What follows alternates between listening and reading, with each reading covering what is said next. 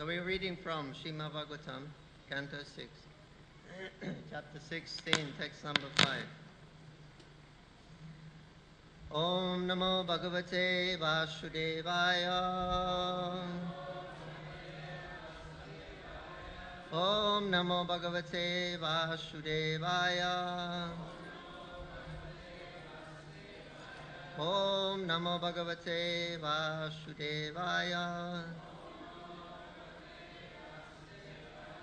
Bandhu Janati Ari Madhyashtam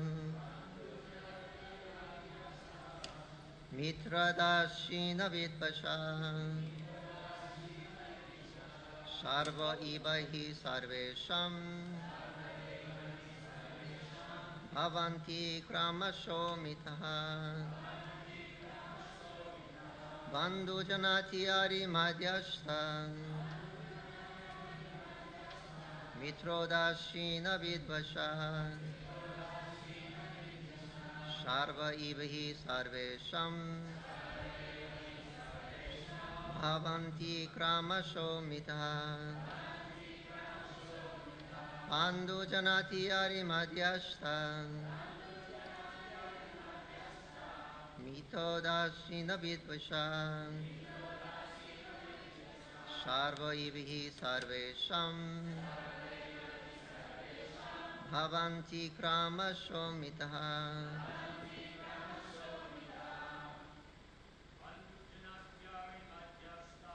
Bandhu Janatyari Madhyashta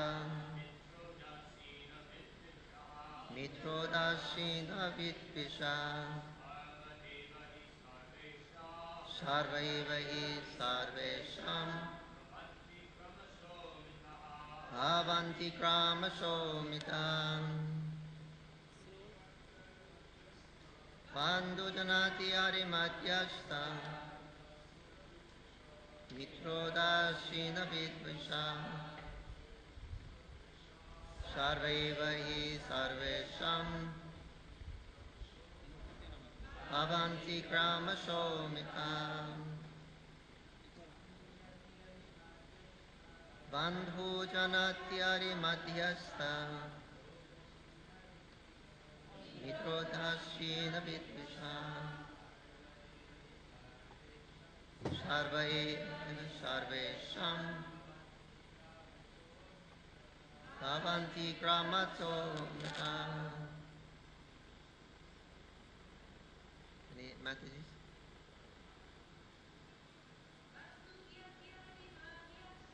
Bandhu Janati Ari Madhyasha Mitrodashina Vidvisha Sarvaivahi Sarvesham Bhavanti Kramasho Mita.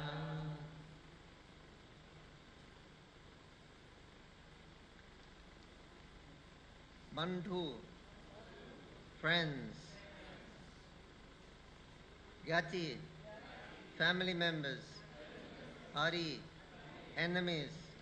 Madhyashta, neutrals. Mitra, well-wishers. Udashina, indifferent. Vidvasha, of envious persons. Sarvi, all. Eva, indeed. He, certainly. Sarvesham, of all. Bhavanti, become. Kramasha, gradually. Mita, of one another. Translation and purport by His Divine Grace, Sabhai Charanarvinda Bhaktivedanta Swami Srila Prabhupada Ki Jai. In this material world, which advances like a river that carries away the living entity, all people become friends, relatives, and enemies in due course of time. They also act neutrally, they meditate, they despise one another, and they act in many other relationships. Nonetheless, despite these various transactions, no one is permanently related. Please repeat. In this material world, which advances like a river that carries away the living entity, all people become friends, relatives, and enemies in due course of time. They also act neutrally. They meditate, they despise one another, and they act in many other relationships. Nonetheless, despite all these various transactions,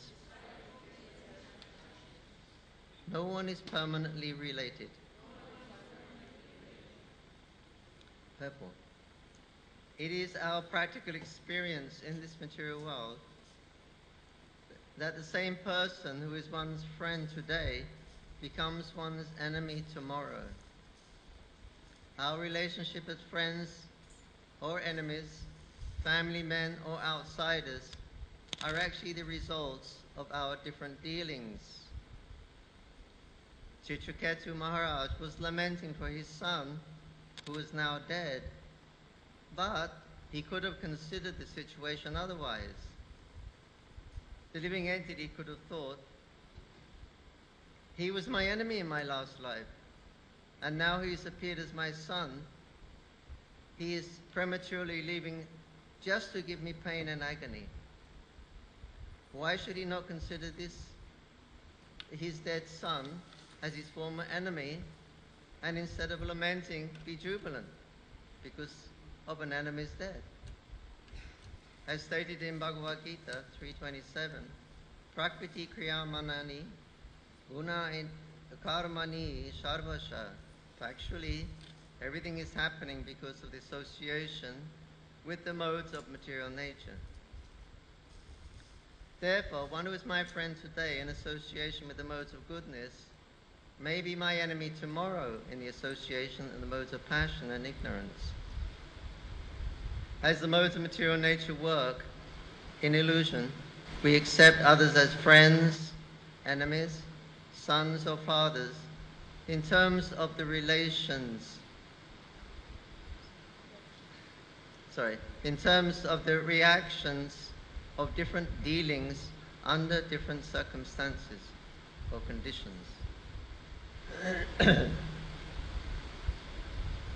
Om Agyantimirandasya Jananjanan Shalakaya Chakshuram Lalitandina Tasmai Shri Gurubhaya. Jai Shri Krishna Chaitanya Prabhu Nityananda Shri Advaita Gadadhar Shivasati Gaura Bhakta Vrinda. Hare Krishna Krishna Krishna Hari Hari, Hare Rama Ram Ram Hare Hare.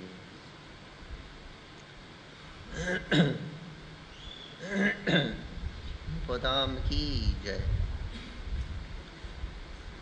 So,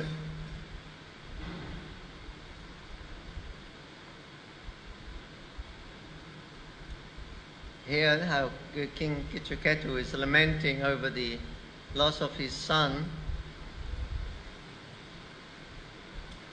but he could change his consciousness. He could change the whole thing around and turn it into a happy situation. He's unhappy now, he's lamenting, I'm losing my son, but the Prabhupada points out in the purport, he could have thought he was actually my enemy in my last life. Then he's taken birth as my son just to give me trouble, because we're all so attached to the son, and then suddenly he leaves and we're in distress, lamentation.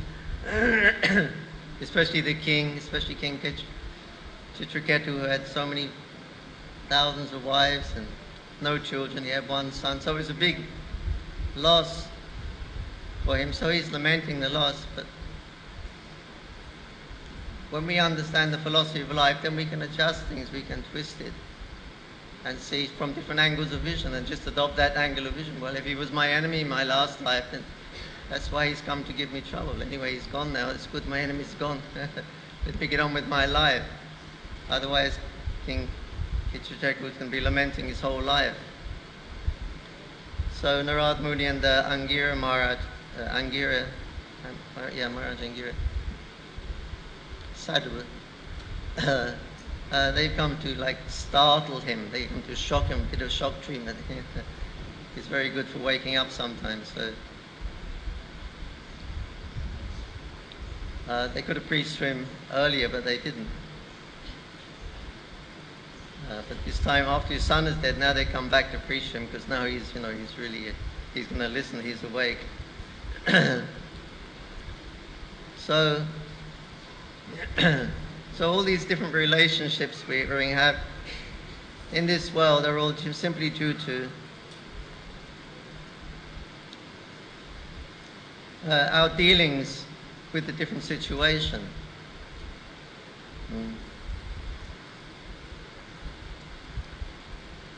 Just like King Chuchuketu, he's saying, my son, my son, my son. That means I'm identifying myself as his father. When he's with his queens, my identity is husband. When he's with, when the sage is walking, he's very respectful. My identity is, I'm your servant. So like that constantly, according to our association and different conditions, we change our identity. We've got an identity crisis because we're always meeting different people, different situations, and we have different relationships. So we have, we're changing our identity every moment practically according to the situation.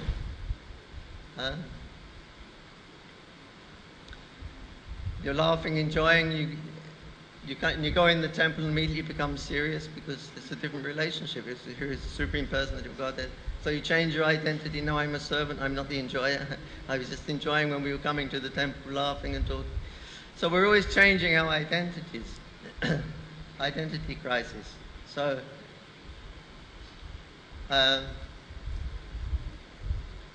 Chaitanya Mahaprabhu came to give us our pure identity so we don't get too bewildered. Naham Narapati, na Vaishya, na Shudro. I'm not a Brahmana, I'm not a Kshatriya, I'm not a Vaishya, I'm not a Sudra. So all those relationships are finished. I'm not a Brahmachari, Panaparas, Grihastha, Sannyasi. So all those different relationships is permeated there. You got 3 and 3. You can permeate these. You get so many different identities.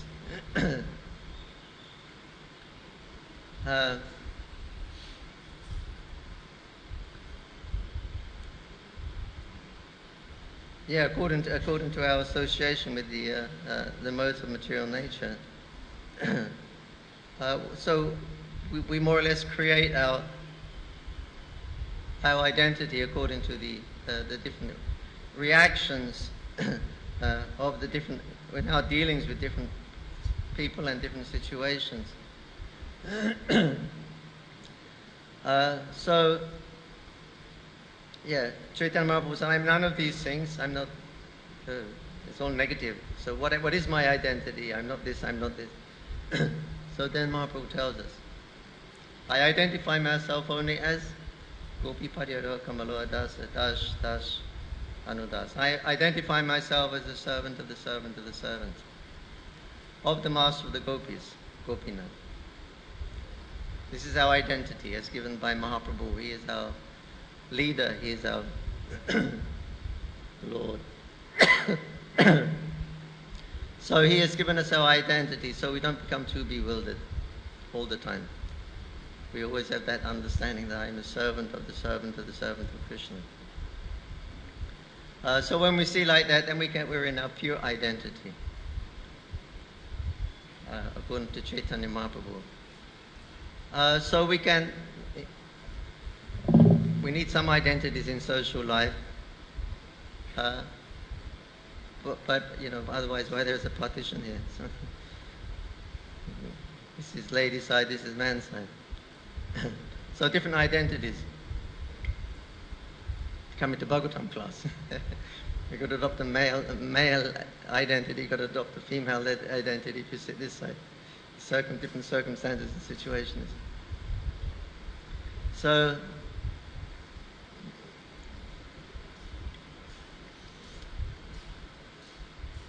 What was I saying?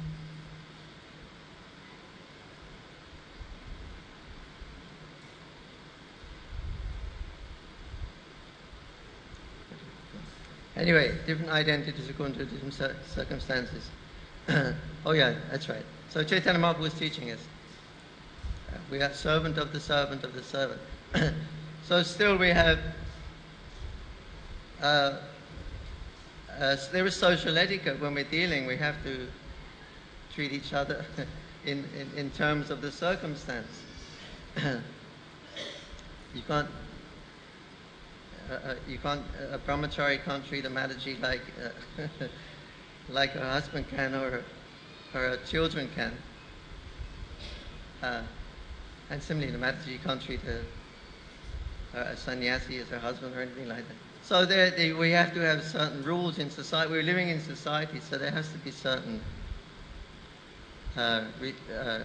some certain social etiquette is there. But it's a false identity. It's all falseness, all these different identities we're creating. But we have to have them to live as human beings. Otherwise, we could be in the jungle, roaming around in the jungle eating fruit. Or be like the python man. Lay down, you don't have to do anything. Everything's coming by the grace of the Lord. But if we want society, then we have to have some kind of structure and some kind of division. It has to be there, otherwise we can't relate. So, but we see in the International Society of Krishna Consciousness, we're also following these principles. We are making distinctions. And if we're supposed to be a spiritual movement, why are the dualities there? But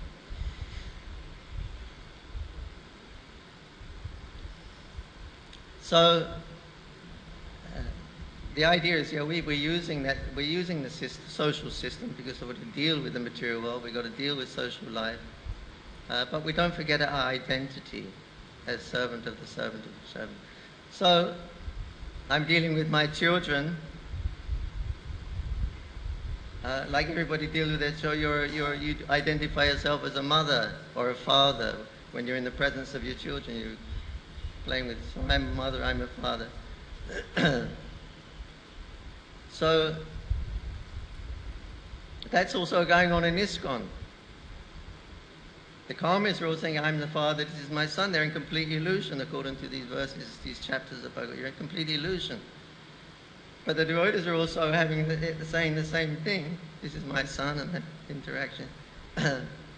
But they have a slightly different understanding, and they consider everyone or themselves as das, and das.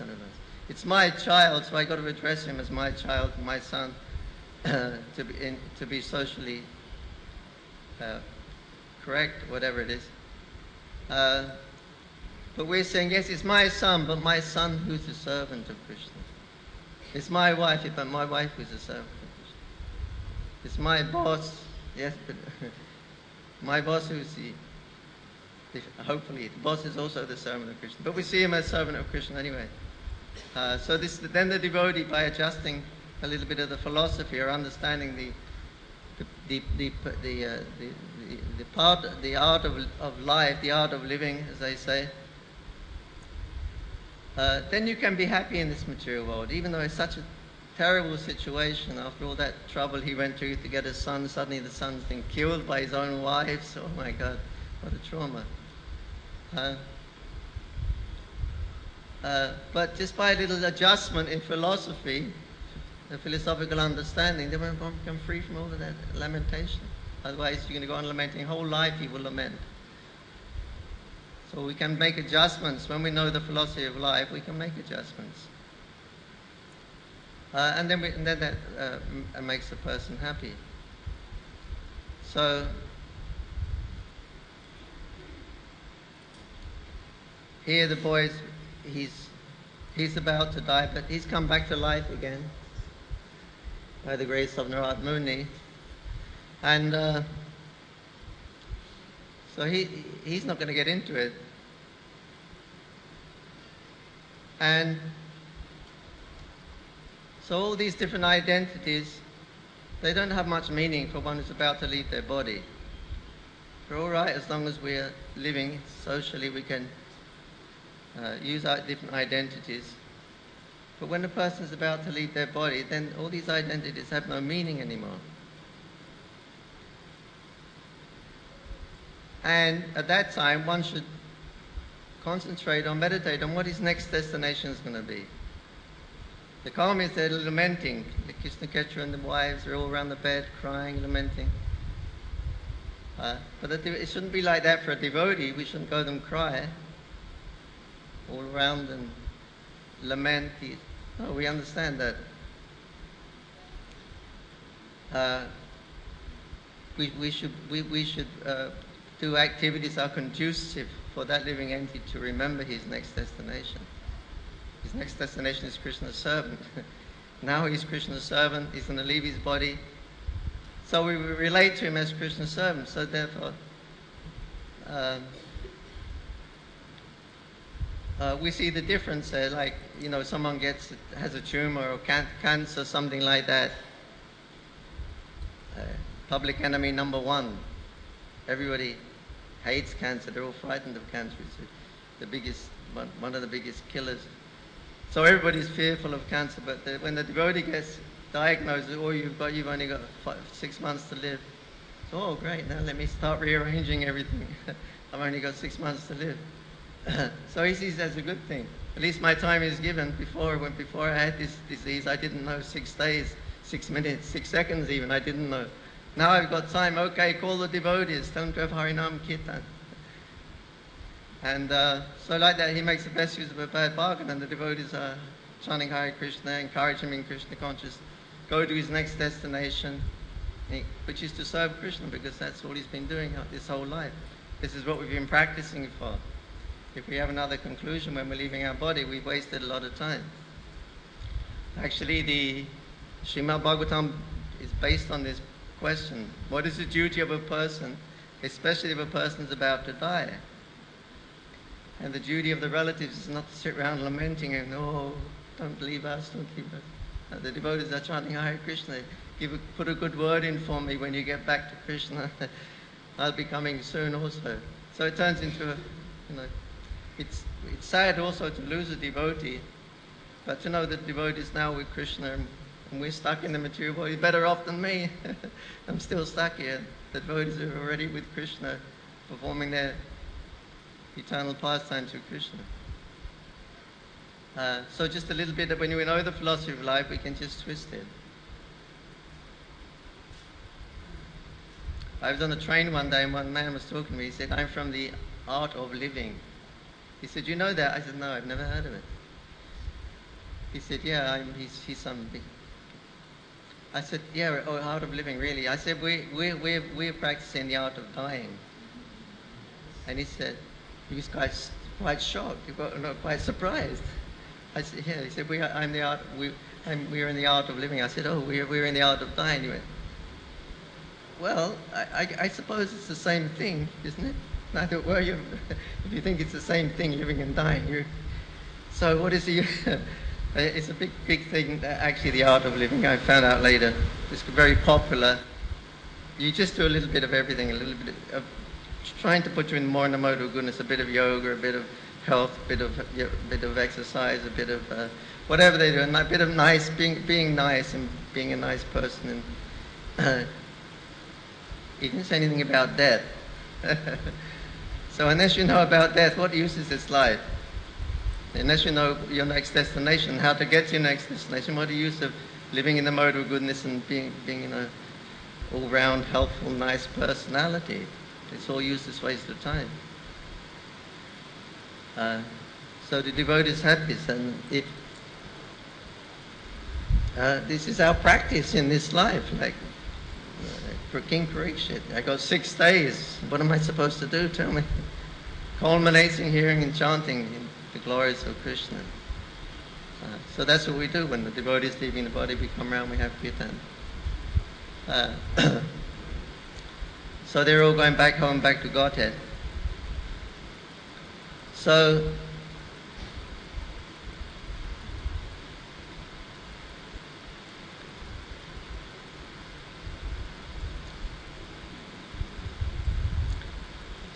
anyway, it's all based around this, around the body and my feelings, how I feel, and I'm bringing a different identity in relationship. But we see in Krishna consciousness, just like Srivas Thakur, Mahaprabhu, they were performing in the kirtan at Srivas Sangam. Srivas' son, one of his sons died. So all the women were in the other room, the child was in the other room, and Srivas heard all this sound coming from the other room. He went inside and he saw that all the ladies are there, the child is dead, his son is dead. They're all wailing and wailing. And Srivas says, "Stop your wailing." They say, "Stop! Stop your wailing. I'll kick you all out and I'll go and drown myself in the Ganga. The son is dead." He said, "I don't want anything to interfere with Mahaprabhu's kirtan. This is his pleasure pastime. You don't stop that. You keep quiet." So, this is real Krishna consciousness. He was thinking of Chaitanya Mahaprabhu's pleasure.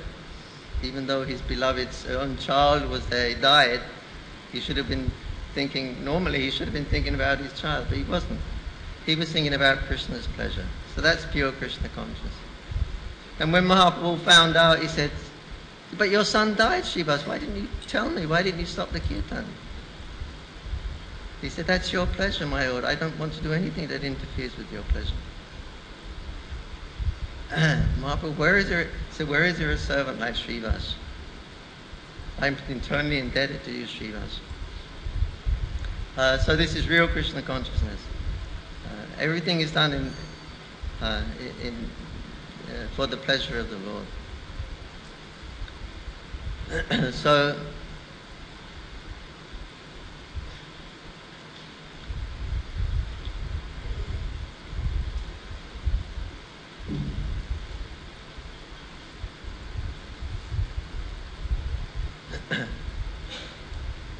so the devotees, because they know the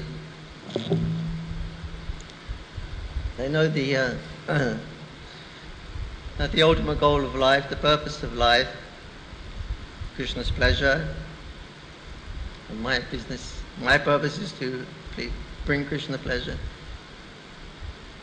So all these different reverses that come in life, the devotee sees it all as the hand of Krishna. So therefore he doesn't have to lament, even if it's a very bad situation. He understands that Krishna has given me this, personally given me this, as a rectification. It's what I need for my devotional service. He's given me this punishment, so-called punishment, whatever it is, out of his love for me, because he cares for me. But the karmis, they can't see that. Every bad situation, they're going to suffer and suffer and suffer. But the devotee, he sees Krishna's hand in everything. This is the Tati Nupamkam verse in Srimad Bhagavatam. The devotee goes on, he said Lord Brahma's prayers to Krishna. The devotee, he goes on in life tolerating all the things that are coming. He simply sees them as a reaction of his previous activities. So all these reactions, either good or bad, that he's facing, he sees it's a reaction from my previous activity. I just have to tolerate it. I'm going to go on with my service to Krishna despite the difficult situation I'm in right now. It's not going to stop my service to Krishna. It's not going to stop my understanding that Krishna is the Supreme Personality of Godhead. It's not going to stop my understanding that I'm his eternal servant. That's going to go on. I'll be fixed in that. All the other things are coming and going. The temporary results of goodness and happiness and distress, that's always going to go on. But I see it as it's a reaction from my past activities, so I'm just going to tolerate all this. But it's not going to deviate my consciousness from my being the eternal servant of Krishna and he being my eternal master. Lord Brahma says, if we have that consciousness, you go back to Godhead after leaving this body. Daya Mukti Bhag. Becomes your rightful claim to go back to Godhead because you're situated in your constitutional position. as Krishna's servant, and you're not deviating from that. That's your ticket back to Godhead. Just to be fixed in that understanding.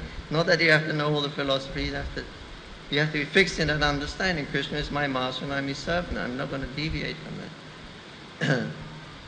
It's all reactions of my past activities, sinful or pious activities. I'm in this situation now. Of course, the devotee thinks like that, but actually that's not even the fact. The devotee thinks it's a reaction of my past activity. But the Brahma Samhita, it says that the devotees, all their sinful reactions by the power of bhakti, all the sinful reactions are burnt to ashes. It's not a reaction. When a devotee is suffering, it's not a reaction of his past activities. It may resemble, but actually it's a punishment or a reward. It's given directly by the hand of Krishna. And it's exactly what you need to rectify your consciousness right now. Whereas the karmists, they get in a karmic reaction, a bad reaction, for their past activity. For the devotee, it's not like that. They're not suffering their past activity, otherwise why we take shelter of a devotee? If he's still under the laws of karma, who's suffering from his previous activities, pious or impious activity, we shouldn't see the Guru or the Vaishnava like that. That he's suffering because of a reaction from past. There's Vaishnava aparad.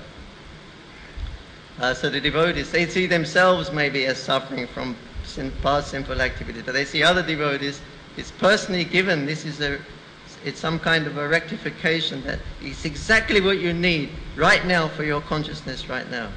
And Krishna gives it, and it resembles a reaction to your previous act, but it's not.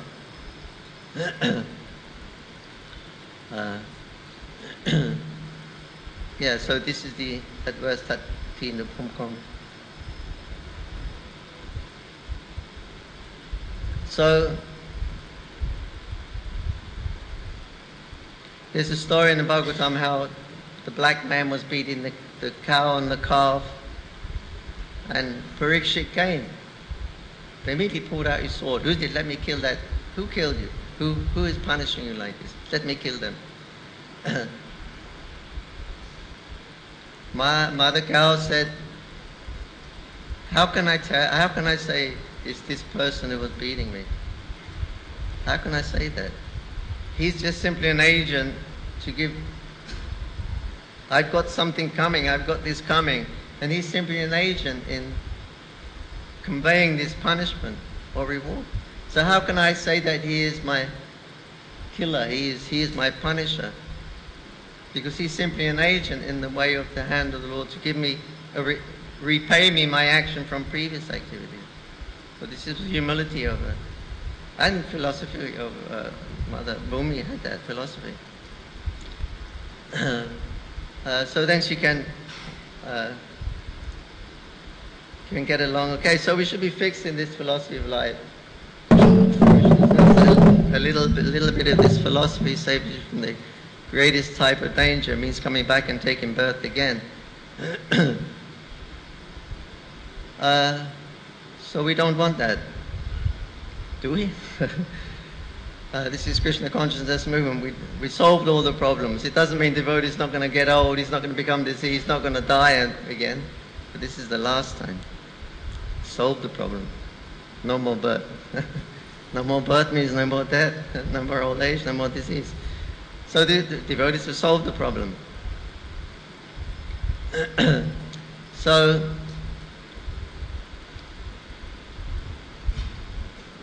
there was one girl, Krishna conscious devotee. She was diagnosed with cancer or something like that. She had a few months to live. She went to see Prabhupada with her daughter, her mother and daughter went. And she said, the daughter's been diagnosed with cancer. She's got 6 months to live, something like that. The daughter started crying and crying, I don't want to die, I don't want to die, I don't want to die. Then the mother started crying, no, don't want her to die, we don't want to die. Prabhupada was very strict. He didn't compromise on the philosophy. He said, there's no question of not dying. And they kept coming and going, no, I don't want to die, I don't want to die. And Prabhupada didn't budge. You would have thought maybe he showed some compassion here, but on the philosophy he didn't budge. He said, no. He said, there's no question of not dying. He said, the question is first or second. Who dies first, you or me? That's the question. There's no question of not dying, but who's going to die first and who's going to die second? But Prabhupada wouldn't budge on a sentimental platform. He kept really strict. So that's the idea. We shouldn't become sentimental, especially at the time of leaving the body. We're going to go to our next destination.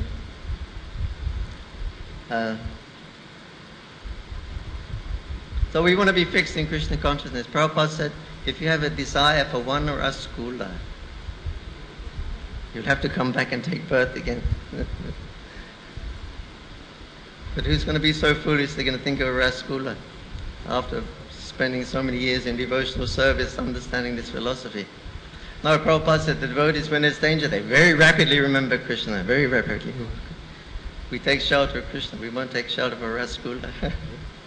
This is our practice. Sometimes we think of a nice Rasgulla or something to eat, but at the time of death we become very slow. No. Just remembering Krishna, chanting Krishna's names.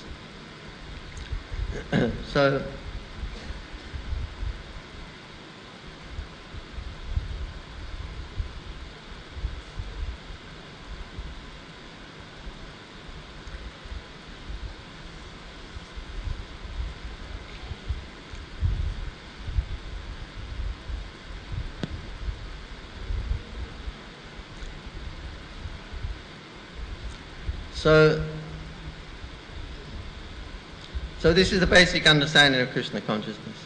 We all know it from day one. I am not this body. You are not the body. This is the first things we taught. But it's amazing how the whole world is going on under this conception.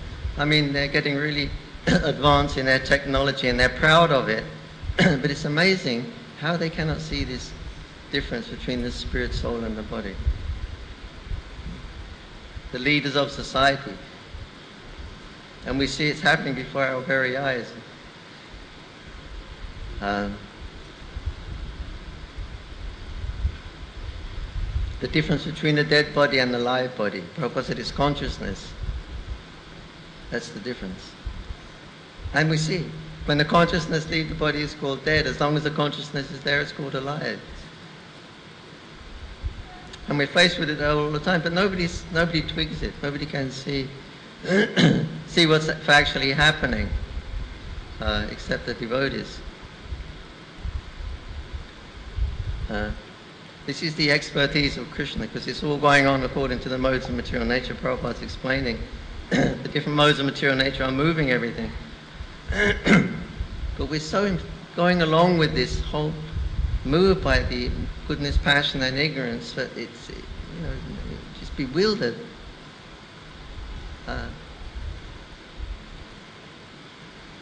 So that's the whole consciousness. The whole consciousness is bodily consciousness.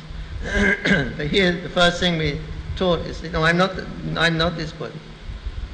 It's not my father, not my son. So if I'm not this body, who is my father? If I'm not this body, who is my mother? If I'm not this body, who is my husband? Who is my wife? Who is my child? They're all related to the body, but if I'm not this body, then who? So this is Krishna consciousness. First thing we learn in Krishna consciousness. That understanding, you can save so much problem in life. It solves the whole problem of life. We understand who we really are. So, just like the Shranga Thakur. Shranga Thakur? Yeah, Shranga Thakur. Yeah, Madhurama Dvipa, yeah, Madhurama Dvipa. He would go every day to join Mahaprabhu's Kirtan in Navadvip, Mayapur. He crossed the Ganga, come take part in the nocturnal Kirtan of Mahaprabhu. Mahaprabhu told him many times actually, that he said, you should make disciples, you make disciples. And again, Mahaprabhu asked him, you make disciples.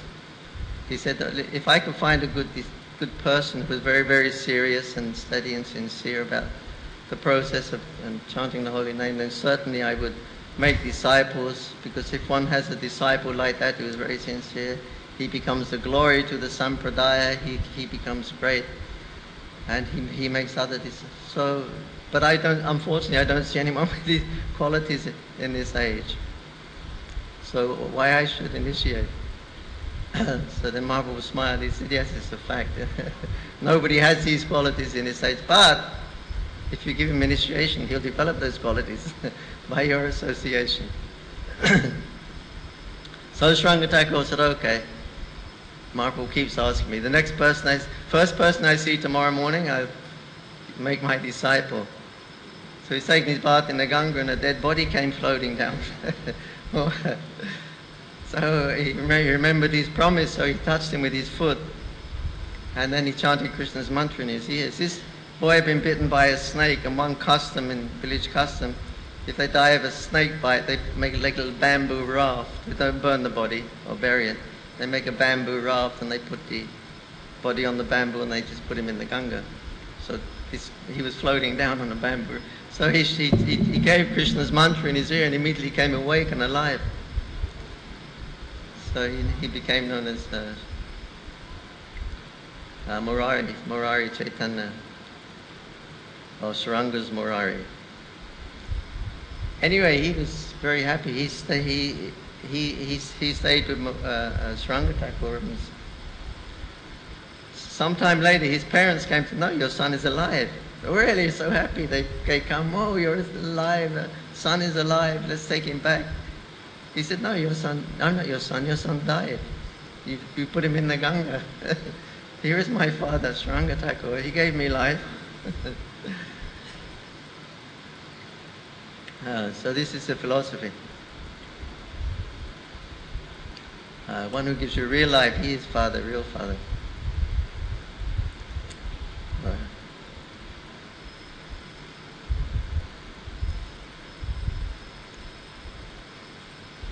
Who is the father? Mahaprabhu was asking, who is the father? Kunda, you are the father, or was it? Huh? Raghunandan. Who is the father? Because Raghunandan was the one who made Krishna eat the laddu. Eat it. Who is the father? You or Raghunandan? And Mukunda said, I consider Raghunandan as my father. He said, why? He said, because that person who gives you love for Krishna, he is your real father.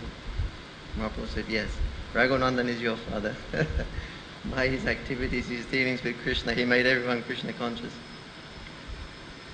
So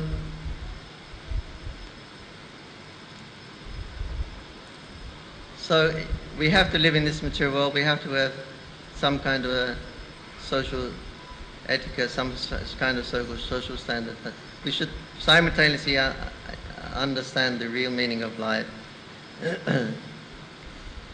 One devotee of Prabhupada asked him that, how should I treat my wife in a husband-wife relationship? How should we relate as a husband and wife?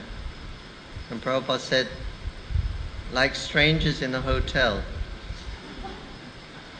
which is actually a Bhagavatam quote. I can't remember where it is, but it's actually a Bhagavatam quote. You should see. You should see like strangers in a hotel. What do? You meet someone in a hotel, then maybe you'll say hello or something like that one time, but that's it. You be in the hotel, you do your business, and then you leave the next day and go on. It should be like that. The devotee actually couldn't take it. He blooped. He came back again, but he said, on that point, I could not accept Prabhupada, a very early disciple. I could not accept that fact. Deal with my wife like strangers in a hotel. Later he accepted, he came back again. But anyway, the idea is that, again, how do you want to die? You want to die lamenting? Or do you want to die holding on the hand of Bhaktivinoda Thakur? Prabhupada said, if you build this temple of the Vedic planetarium, the devotee said, if we can get Queen of England and the President of America to come and open this GOVP, will Bhaktivinoda Thakur be pleased? He said, he will personally come and take you by the hand and take you back home, back to Godhead. So this is what we're doing here. We're building this temple. So if you want to go back, we can be part of this mission. And Bhaktivinoda Thakur always said he will come and take you by the hand. So better than lamenting, sitting around lamenting, oh, someone's died, someone's died. No, we just hold on to the lotus hand or the lotus feet of the acharyas and go back home, back to Godhead. It doesn't take much. It just takes remembering Krishna at the time of death. That's all. That's our practice. Krishna make it difficult. Why would he make it difficult? We're his children. We're suffering. He wants us to come back. It's so simple. You just got to remember Krishna when you're leaving. And he promised, I'll take you back. I promise. And don't fear. So this is the how King Kirtijot is being enlightened by Narad Muni into the real purpose of life. Hare Krishna, Krishna Krishna, Hare Hare. Hare Ram, Ram Ram. Srimad Bhagavatam ki jai. Any comment or question?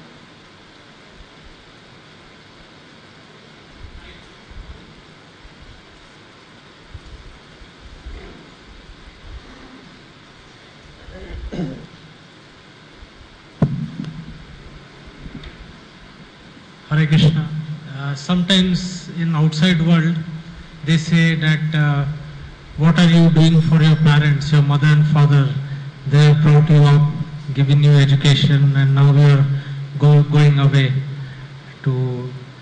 So, what to say? No, we say we're doing something for your mother and father. What are you doing about your father and mother? We're doing something for your father, your grandfather, your grandmother also. 16 generations up and 16 generations down. Sometimes it says 21 or 21 or 14. Different. Anyway, if you become a devotee of Krishna, you liberate 14 ancestors up, 14 ancestors down.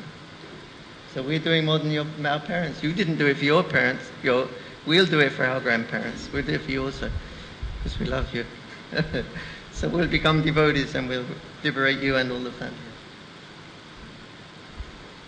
So first we understand what is beneficial.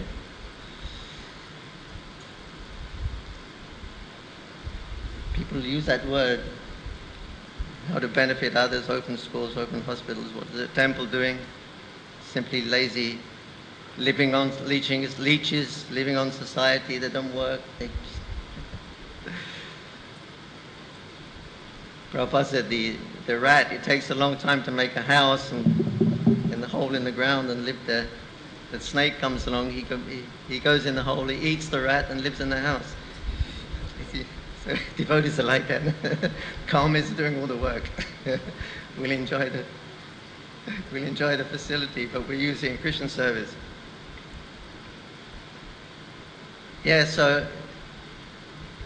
What benefit are you doing? Now first you understand what is benefit. If you think that taking birth and death is very beneficial and growing old and dying is beneficial, that's okay. If you think that going back to Godhead at the end of his life is beneficial, so you make a choice. First understand what's beneficial before they're asking the question, what is beneficial for this? Why don't you do beneficial work, help the poor people there? So the question is, what is beneficial? First understand that. If you consider sending your children back in the cycle of birth and death, which Prabhupada calls violence, if you don't train your child to become Krishna conscious, you're a violent parent, even though you may give your kiddies so many hugs and kisses every day. You're very violent because you're keeping them in the cycle of birth and death. That's violence. But if we give them Krishna consciousness, and we understand Krishna's consciousness as self, that we're going back to Godhead, we're stopping birth, old age, disease, and death. This is the real beneficial work. Then let them make the question.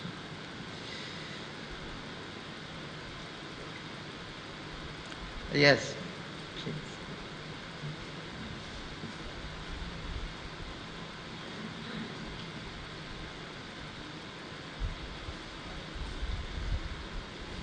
Hare Krishna. You did spoke about art of dying. Pardon? You did spoke about art of dying. Art of you dying. mentioned Okay. just. So I have a little Sankirtan story which happened around 2 months ago on Janmashtami. Can you speak a little bit away, a little bit echoey? I think you're too close. Okay. So I have a little Sankirtan story which happened about 2 months ago on Janmashtami. A disciple of Lokanath Swami, his name is Sankirtan Prabhu, left the body. So I went there about 2 hours later, and I had my last book, The Science of Self-Realization. So I thought I bring this book to him. I put it on his chest, and I mean he left on Janmashtami. There is also a picture of Krishna on it. So this was actually my inspiration to put the book on the chest. And then neighbors came the whole day by to say, how do you say this in English? For condolences. And suddenly it was a couple, actually the husband of her was a butcher. And suddenly I felt that Sankirtan Prabhu wanted to give the book to the lady.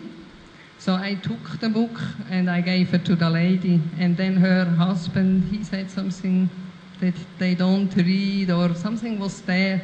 And then I said to him, yeah, just you look at the picture with your wife in the night before you're sleeping, something like this.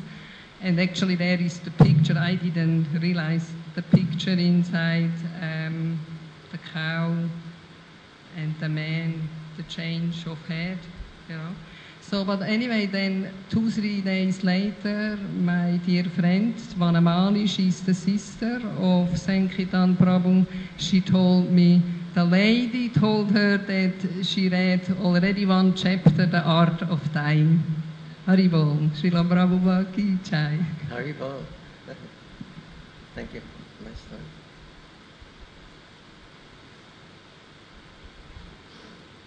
Okay. Eklavya Prabhu.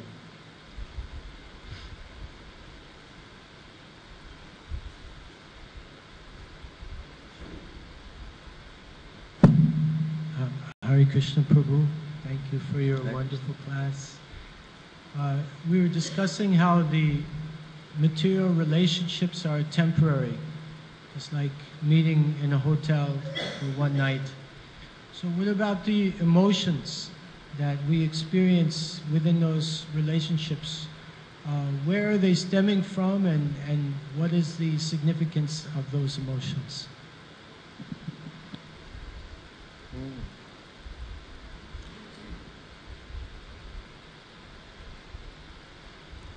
Yeah, all these the emotions, they're all coming from the spiritual world. They have their counterpart in the spiritual world. If it's, Prabhupada said, if it's in the material world, it must be there somewhere in the spiritual world. There's nothing here that's not in the spiritual world. So, yeah, emotion is the whole spiritual world is based on emotion. It's based on emotion.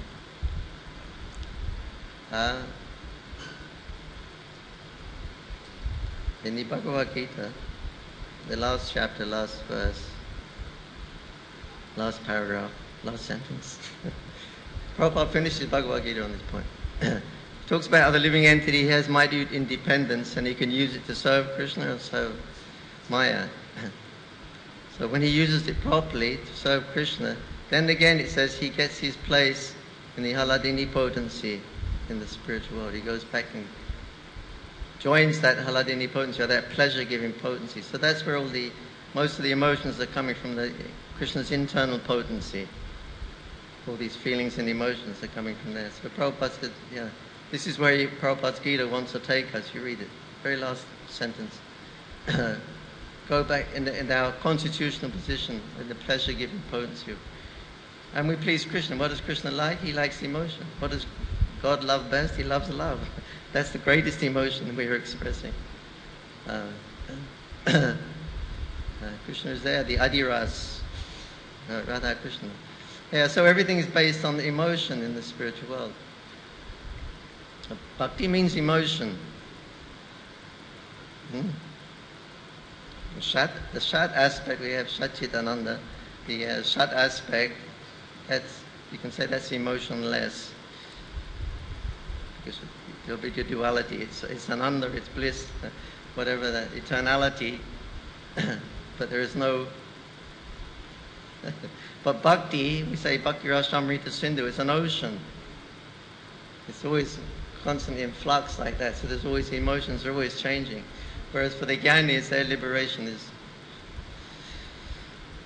just meditating on this Shat aspect, the eternality aspect of the Lord. So there's no Bhakti there, so there's no real emotion. In fact, they become practically emotionless, the Buddhists. That's the whole thing, completely emotionless. There's nothing. There's no emotion even. But, yeah, so Radharani is the chief of that potency, the Ladani potency, the internal potency. Because she gives emotion, because she... and that's what Krishna likes. He loves love best of all.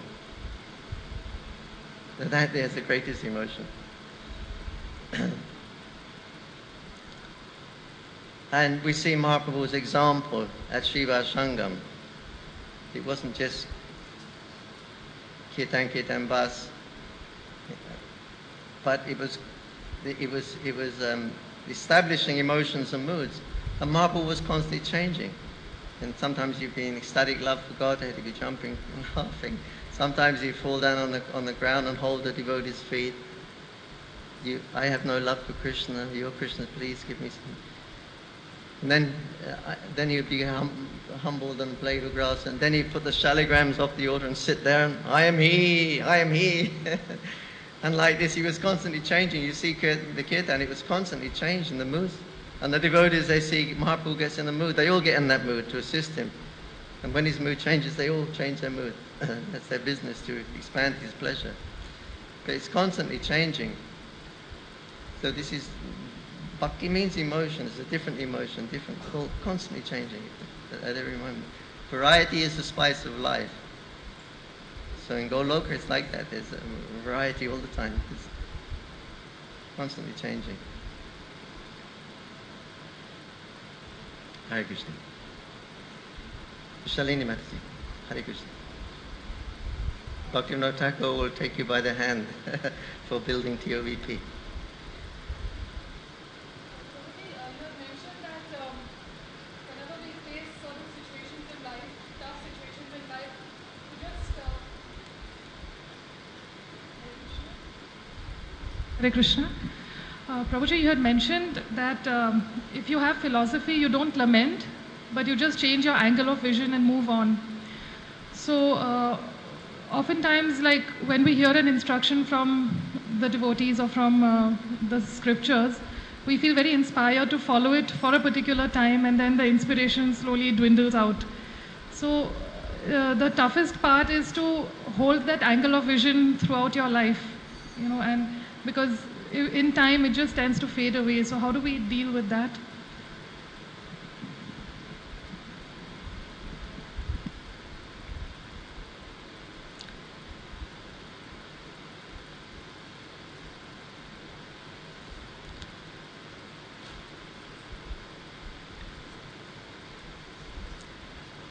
You can move on to something else that inspires you. Temporary.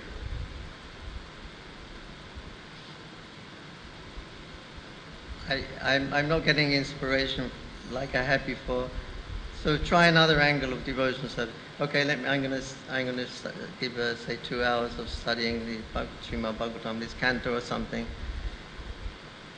Something for a little while. Or it could be anything. You could just, I'll do some little vrata for a little while, or change my... Don't take bath in the Ganga every day for a month or something like that. Something you feel a lot more like them, because that's the nature of this world. Sometimes Krishna says in the wintertime you're cold, in the summertime you're hot. Hot or cold, you want it or not, you're going to get it. Nothing you can do about it. So these emotions and moods are coming. Sometimes we feel elated, and sometimes. So we don't want to become exactly like the Gyanis and fix on point, emotionless. But we can use the emotion. But we can, if we're not feeling inspired, then somehow or another be prepared to do a change for a little while. Go and associate with some inspired people who inspire you for a little while or something like that. But the changes are always going to be there, because that's the makeup of the spiritual world.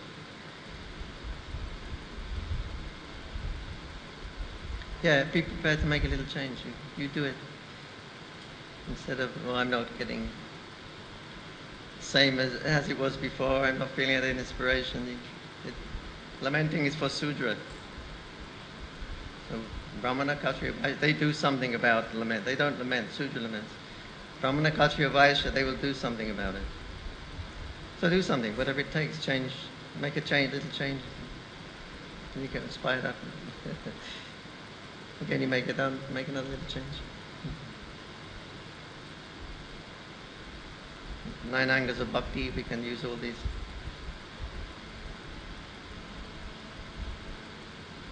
Hare Krishna. Thank you. Shri Prabhupada ki